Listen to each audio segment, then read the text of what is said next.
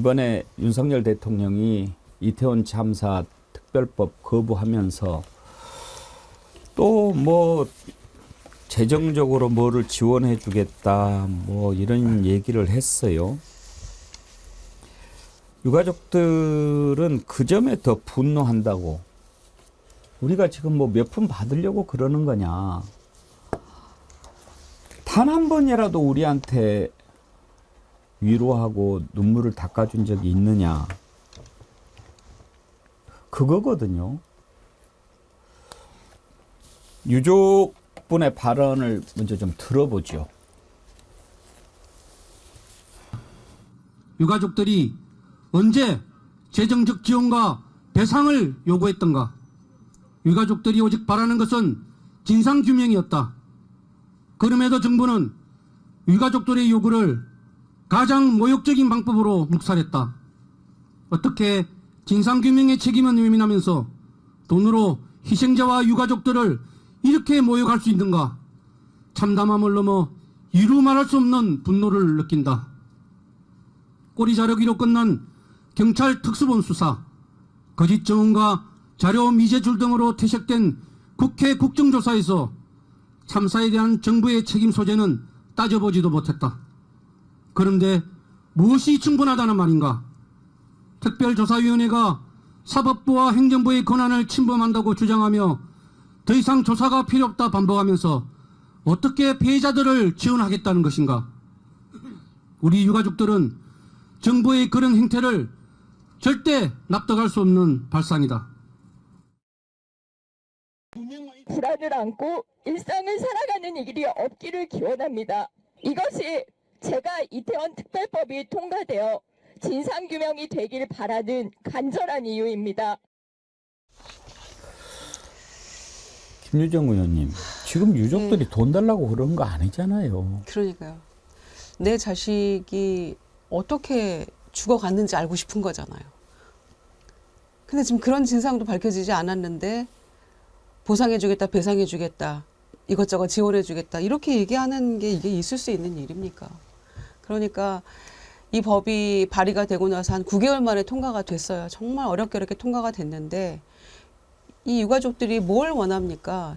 유가족들이 원하는 것에 귀를 기울이겠다고 했던 총리의 말이 아직도 생생한데 가장 원하는 것이 이 법이 통과돼서 진상을 제대로 좀 밝혀주십시오 하는 거잖아요. 그런데 지금 이 마당에 이유도 모르고 원인도 모르고 어떻게 내 자식이 그렇게 갔는지 전혀 모르는 상황에서 돈으로 다 해줄게. 지금 이런 건데 이런 가장 그래서 모욕적인 방법으로 무시했다는 저 절규가 더 절절하게 느껴지는 거죠.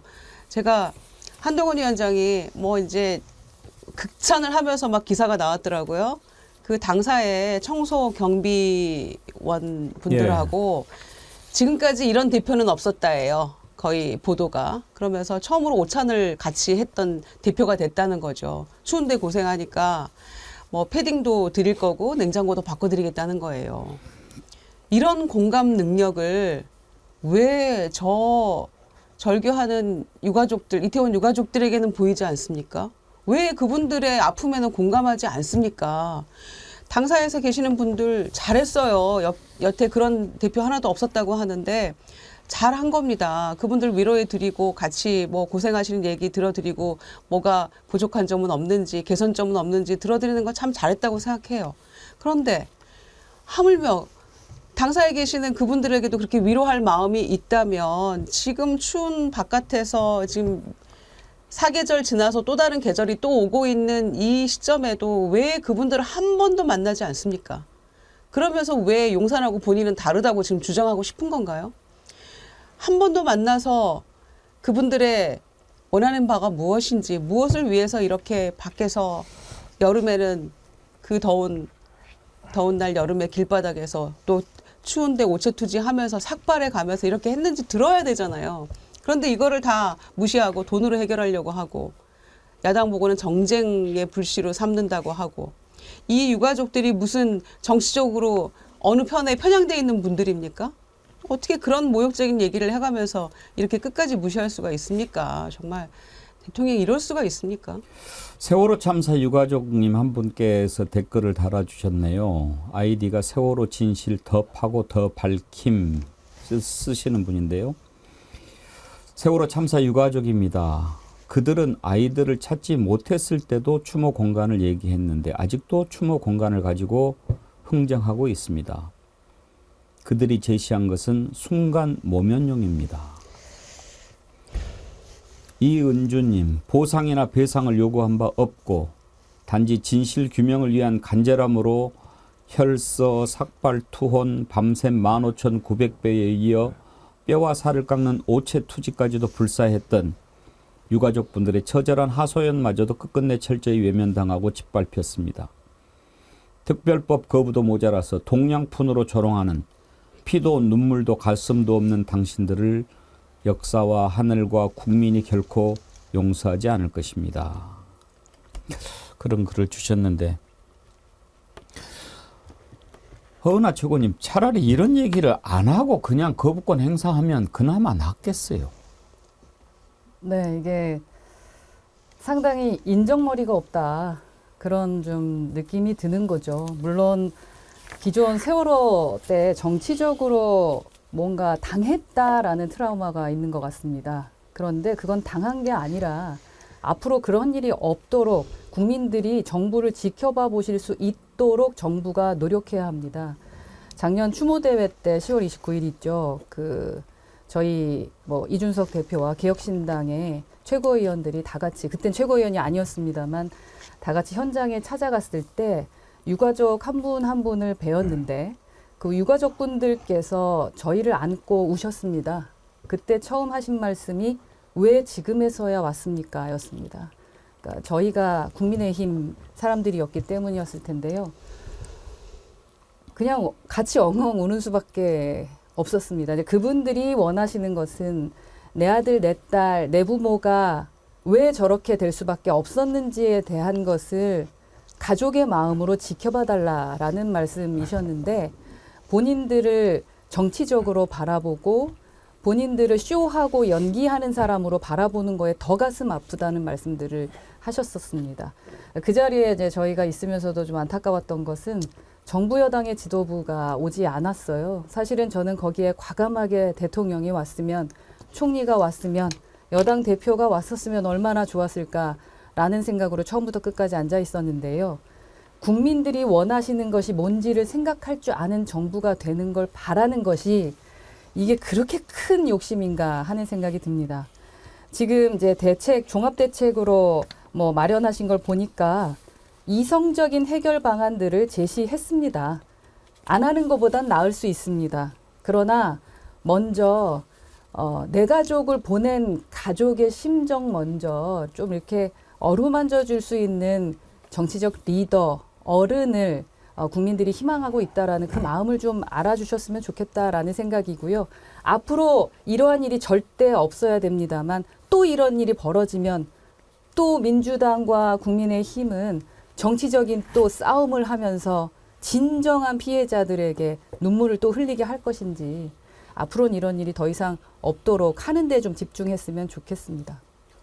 예, 저는 지금까지 유가족을 한 번도 안 만난 대통령에게 바랄 걸 바라야 된다 이런 생각을 하고요. 이 유가족 분들이 말씀하신 게 딱 두 가지더라고요. 본인들이 자식을 잃었기 때문에 대한민국에 있는 모든 젊은이들이 자기 자식이다. 재발을 방지하는 게 나의 목적이다. 내가 이렇게 활동하는 가장 유일한 목표는 적어도 우리 같은 사람이 젊은 자식을 잃지 않는 세상이 됐으면 좋겠다라는 거 하나고요. 또 하나는 아직도 못 보내겠대요. 자기 자식을. 이걸 밝히지 않으면 못 보내겠다는 분들입니다. 그럼 밝혀야 될 거 아닙니까? 보내야죠. 이런 두 가지 말씀을 하시는데요. 제가 2014년도에 민주당 원내대표 메시지 특보를 하면서요. 세월호 유가족분들이 그 국회 국회 본관 옆에서 천막을 치고 농성을 하신 적이 있습니다. 한 달, 두 달이 돼도요. 눈물이 마르질 않았어요. 밤마다 눈물을 흘리세요. 자식을 잃은 아픔은 눈물이 마르지 않는 아픔입니다. 정부가 이걸 책임지는 건 상식적인 문제입니다. 이걸 하지 않으면 정부는 존재하지 않는 겁니다. 좀 정부가 존재한다는 걸 보여달라고 이렇게 얘기를 하고 있고 국회가 거기에 대해서 법을 통과시켰으면 사람이라면 그걸 받아들이는 게 상식입니다. 저는 이런 정부를 이렇게 지켜봐야 된다는 것 자체가 얼마나 고통스러운 것이고 특히 저는 알 수 없습니다만 이 유가족분들은 얼마나 가슴이 찢어질까 답답한 심정뿐입니다. 아니 거부권도 행사할 걸 해야죠. 무슨 대통령 거부권이 헌법상 권한이라고 해도 이게 무슨 무한리필 쿠폰도 아니고요. 행사할 건 해야죠. 자식 잃은 부모를 이길 수 있습니까? 그 부모들을 외면하는 이 비정한 정권, 피도 눈물도 없는 정권이 계속해서 거부권을 행사하겠다고 하면 우리는 투표로서 이 정권을 거부할 수밖에 없다고 저는 생각합니다. 이기면 뭐 합니까? 그게 이기면 이기는 겁니까? 그게 대통령이 할 일입니까? 그러니까. 거부권 행사하면서 뭐 또 재협상 얘기가 나오는데요. 여야 원내대표 얘기를 좀 들어보죠. 민주당이 재협상에 응하면은 공정성이 담보되고 또 전례 없던 이런 독소장들이 제거된다면 여야 간에 합의 처리할 수 있다고 생각합니다. 오늘 기어코 윤석열 대통령이 거부권을 행사했습니다. 유감을 넘어서 분노합니다. 현장에 오시지도 않았고 유가족들의 손 한번 잡아주지 않았고 그리고 기어코 이태원 특별법에 거부권을 행사했습니다. 참 비정합니다. 유가족분들이 얘기하는 것은 그날의 진실을 알고 싶다. 그리고 책임져야 될 사람이 있으면 그 당사자에게 책임을 묻고 싶다는 것입니다. 근데 이 정부의 행태는 지난 10여 년 전 세월호 이후에 나타난 그 방식과 1.1획 틀리지 않습니다. 또 국민을 갈라치기 하고 왜곡된 프레임으로 유가족들에게 모욕을 주고 있습니다. 유가족과 피해자들이 마치 돈과 배상만을 원하는 사람들처럼 몰아가고 있는 것입니다.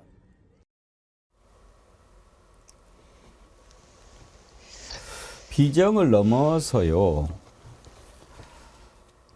저는 그 문제를 해결하는 자세 이걸 좀 지적을 하고 싶습니다. 유가족들이 손 안 잡아주고 뭐 희생자들 무시하고 이러는 것은 한두 번이 아닌데 꼭 이럴 때마다 돈을 얘기합니다. 우리가 기억하는 것 두 가지가 있습니다. 지난해 광주 5.18 민주화운동 기념식 그리고 제주 4.3 희생자 추념식 그때 당시에 윤석열 대통령 5.18 기념식 기념사가 한 1분 정도 됐나요? 그렇게 짧은 기념사 역대 대통령 가운데 그렇게 짧은 기념사 한 분이 없습니다. 처음입니다. A4 용지로 뽑아봤더니 한 장 반이 안 됩니다. 그때 뭐라고 이야기를 했냐면요. 앞에 무슨 뭐 5월 정신 약간 이야기하고 그 다음에 창의와 혁신의 정신으로 산업의 고도화 경제의 번영을 이루어내야 합니다. 그것이 5월의 정신을 구현하는 길이고 그러면서 광주와 호남이 자유와 성취를 바탕으로 AI와 첨단 과학기술의 고도화를 이루어내고 이러한 성취를 미래 세대에게 계승시킬 수 있도록 제대로 뒷받침하겠다. 5.18 기념식에서 광주 호남이 AI 첨단 과학기술 도시로 만들어줄 테니 그러면 광주 5월 정신을 살리고 그러는 거라고 생각하는 거죠. 근데 이게 처음이 아니에요. 그 전에 4.3 추념사에서는 또 본 가지도 않았어요. 한덕수 총리 대신해서 보냈는데 거기에서도 똑같이 그런 얘기를 해요. 그때는 더 짧았어요. 한 장도 안 돼요. 한 장도 안 되는데 4.3 희생자들 뭐 명예회복을 위해 최선을 다하고 뭐 그렇게 얘기했다가요. 지금은 콘텐츠 시대입니다. IT 기업과 반도체 설계 기업 등 최고 수준의 디지털 기업이 제주에서 활약하고 세계의 인재들이 제주로 모여들 수 있도록 적극 지원할 것입니다. 이렇게 얘기합니다. 제주를 문화관광지역, 청정의 자연과 첨단의 기술이 공존하는 대한민국의 보석 같은 것으로 탈바꿈시키겠다고 뭐 이렇게 약속합니다. 이렇게 하는 게 4.3 희생자 추념하는 거라고 생각하는 건가요? 대통령 연설문을 도대체 어떤 자식이 쓰는 겁니까? 이렇게 구체적으로 그 날짜와 이런 것들을 적시하지 않으면요. 어떤 기념 행사의 대통령 연설문이라도 다 대동소이합니다. 도대체 대통령이 이 국가를 운영하는 데 있어서 어떤 가치와 철학을 가지고 있는지도 잘 모르겠고요. 여전히 3년 차에 접어들었는데도 모르겠고요. 그리고 이게 아무리 그렇더라도 TPO에 맞는 얘기를 해야죠. 어떻게 5.18 민주화운동 기념식에 가서 AI를 얘기합니다. 뭘 어떻게 하겠다는 건지 도대체 아마 앉아서 듣는 모든 분들이 기함을 했을 겁니다. 역대 진보 보수 어떤 대통령도 그런 식의 기념사를 했던 분은 없으니까요. 그래서 여전히 본인이 이제 그 내용이 좋다고 생각해서 했을 거 아닙니까? 본인이 계속 뭐 첨삭을 한다는 얘기도 있는데 그 글을 써 올리는 연설 비서관은 누구이며 또 이게 좋다고 AI를 민주화 기념식에서 그렇게 아무렇지도 않게 하고 있는 대통령의 본심도 저는 좀 알고 싶습니다. 이거는 어떻게 돌려서 얘기하면 그 5.18 민주화 운동에 대한 모욕일 수도 있거든요. 역대 대통령 어느 누구도 그런 식으로 기념사를 한 분은 없습니다. 저 현장에 있었는데 그러니까요. 예. 현장에 있으면서 벌써 다들 끝났어? 벌써 끝났어도 있었지만 여기서 과학기술 이런 것 때문에 와 이거 문제 되겠다라는 생각을 했는데 그게 좀 계속 이어져가지고 좀 당황했거든요. 그렇다면은 그 정도로 그러니까 공감 능력이 없는 거는 둘째치고 예를 들어 과학기술이라는 것이 그 정도로 중요하다고 생각을 하면 R&D 비용을 깎지 말았어야죠. 제가 과방에 있으면서도 너무 놀랐었고 이거는 공감한다라는 그 마음을 표현하기 싫었던 그 마음이 전달된 글이었다, 축사였다고 생각을 하고 그리고 정치인은 여튼 글이라던가 말만 보지 말고 그분의 행동을 봐야 되는 것 같습니다. 그래서 국민 여러분도 지금 현 정치인들의 행동을 좀 봐주시기 바랍니다. 이렇게 천박한 사람들, 이렇게 천박한 인식을 갖고 있는 거 보면서 우리가 부끄럽지 않습니까? 부끄러운 정도가 아니고 진짜 누구 말대로 진짜 손가락을 자르고 싶습니다. 진짜. 뭐 저는 뽑진 않았습니다. 뽑으셨습니까? 뽑진 않았습니다만 일단 그러니까 진짜 검사들은 정치하면 안 될 것 같아요. 그러니까 국민들을 교정 대상이나 수사 대상으로 봐요. 그리고 압수수색할 대상으로 보고 그다음에 구속영장 칠 대상으로 보고 그다음에 참고인으로 별건 조사할 사람들로 바라보는. 그래서 어디를 가나 내가 교시하는 내용들에 대해서 따르지 않으면 당신들은 어떤 형태로든지 처벌을 받거나 조사를 받거나 수사를 받을 대상이라고 생각하지 않으면 이런 모든 문제에 대해서 일관되게 저런 식으로 대응하는 사람이 존재할 수 있을까라는 생각이 들고요. 저는 그런 의미에서 앞으로 가장 중요한 문제들은 이런 문제와 관련해서 합리적, 이성적인 싸움들을 갖다 요청하면 안 되겠다는 생각이 듭니다. 합리적으로 싸울 수 없고 이성적으로 싸울 수 없는 부분이다. 제가 볼 땐 이건 그냥 국민들이 스스로의 삶을 걸고 싸워야 되는 문제가 돼버리고 있다. 왜냐하면 삶이 계속 무너지고 있지 않습니까? 그 2년도 안 되는데 경제성장률 1.4%밖에 성장하지 못하고 있고 민생은 무너지고 있고 모든 문제와 관련해서 국회가 결정한 사항들은 거부권을 행사하면서 다 무너뜨려버리는 상황이라면 이제 국민의 삶이 무너지는 거죠. 저는 이제 대통령 또는 용산 이제 믿지 말자. 쓸데없는 좀 우리 토론하지 말자. 문제의 핵심은 어떤 형태로든지 저 정권을 바꾸지 않으면 우리에게 변화는 없다. 고통은 줄어들지 않는다. 저는 이런 생각을 가지고 국정에 임하고 저 같은 사람도 소위 패널로서 토론에 임해야 된다고 생각을 합니다. 참으로 부끄럽기 짝이 없습니다. 제가 몇 번이나 한탄하죠. 어쩌다가 나라가 이렇게 돼버렸는가.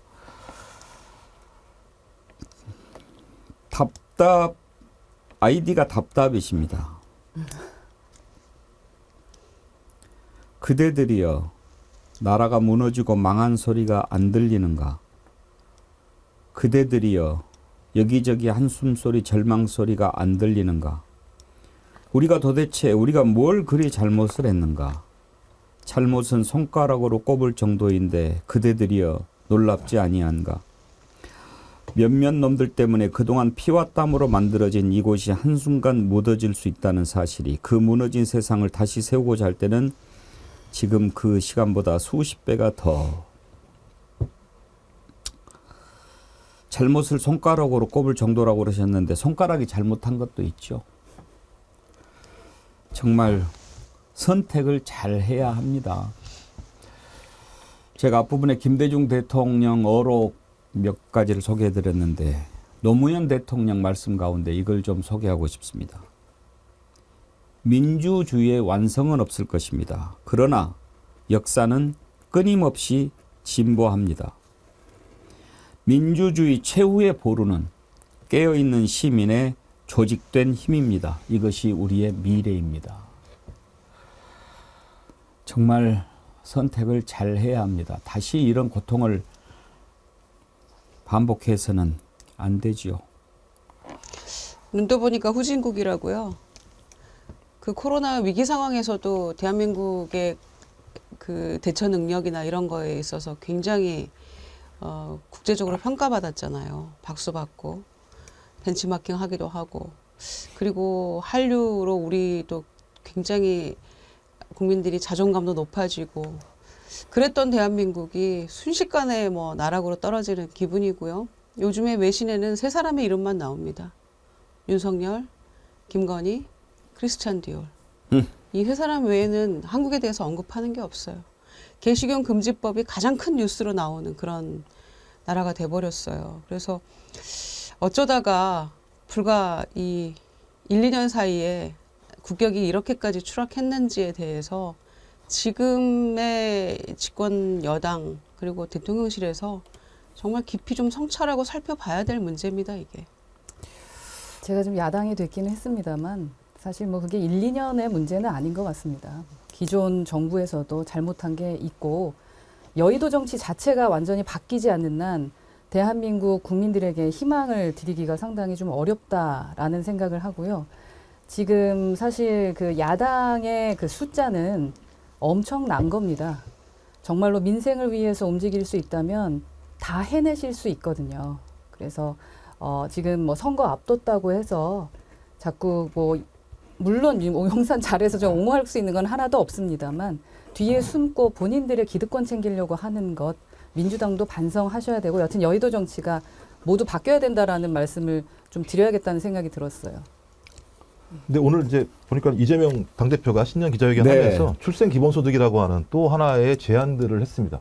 그러니까 저는 그렇거든요. 그러니까 모든 문제와 관련해서 저는 양대 기득권 정당이 지금까지 잘못한 부분이 분명히 있다고 생각이 듭니다만 그걸 동일하게 퉁치는 건 문제가 있다고 생각을 해요. 왜냐하면 가장 나쁜 것들을 바꾸지 않으면 저는 다른 것들은 바뀌지 않는다고 생각을 합니다. 하나 그것이 바뀌었을 때 그 다음 단계적으로 예를 들면 우리는 건강한 정치, 건강한 정당 운동을 할 수 있다는 생각이 들어서 옆에 이제 새로운 신당을 만드셨습니다만 개혁신당입니다. 네. 새로운 신당, 그러니까 이름이 개혁신당 만드셨습니다만 이재명 당대표가 기본 어떤 예를 들면 출생 기본소득이라고 하는 제안을 하면 좀 거기에 맞는 좀 대안 토론을 통해서 여당이 안 하니까 야당이라도 그런 토론을 통해서 국민들이 저런 방향으로 가면 적어도 검찰 독재 하에서도 나름대로 국민들이 토론하고 숨쉴 공간이 있겠구나라는 생각들을 하게 만들어서 좋겠다는 생각이 들어서 어떤 뭐 당연히 민주당은 잘못하면 거기에 대한 비판을 받아야 되겠습니다만 그런 비판의 어떤 영역이 목이 있겠습니다만 또 다른 목과 관련해서 좀 민생 문제에 대한 건강한 토론을 통해서 국민들에게 좀 희망을 줬으면 적극적으로 이런 말씀 동의합니다. 드리고 싶습니다. 네, 적극적으로 동의하고 말씀하시는 것처럼 토론이 있고 대안이 있는 그런 정치를 했으면 좋겠습니다. 예. 무슨 말씀? 네? 말씀은 안 하고 한숨만 쉬셨어요. 아니 그 이재명 대표가 신년 기자회견 하신 걸 보니까 대통령은 뭐 하시나 싶은 거죠. 다시금 100일 기자회견을 끝으로 도어스태핑도 끝났고 기자회견이란 거는 임기 말까지 아마 없을 걸로 우리가 생각해도 무방하지 않을까 싶고요. 그리고 해외를 나가야 우리가 외신 인터뷰를 통해서라도 대통령 생각을 읽을 수 있는 이런 나라가 돼버렸는데 굳이 돈 들여서 용산으로 가겠다고 왜 그렇게 국민들을 그 논쟁하느라고 갈등 속에 빠뜨렸는지도 새삼 한심하고요. 불과 이제 1년 8개월 지났는데 그 인수위 시절과 지금 이 전후 상황을 오늘에 이르기까지 상황을 생각하니까 뭐 한숨만 나오지 뭐 하겠습니까. 오늘 이재명 대표가 기자회견 했는데 거기에서 방금 제가 소개했던 노무현 김대중 전 대통령 어록, 깨어있는 시민, 행동하는 양심, 이걸 언급을 했다고 하네요. 이런 걸 요즘 말로 찌찌뽕이라고 하죠. 예, 생각이 같았던 것 같습니다.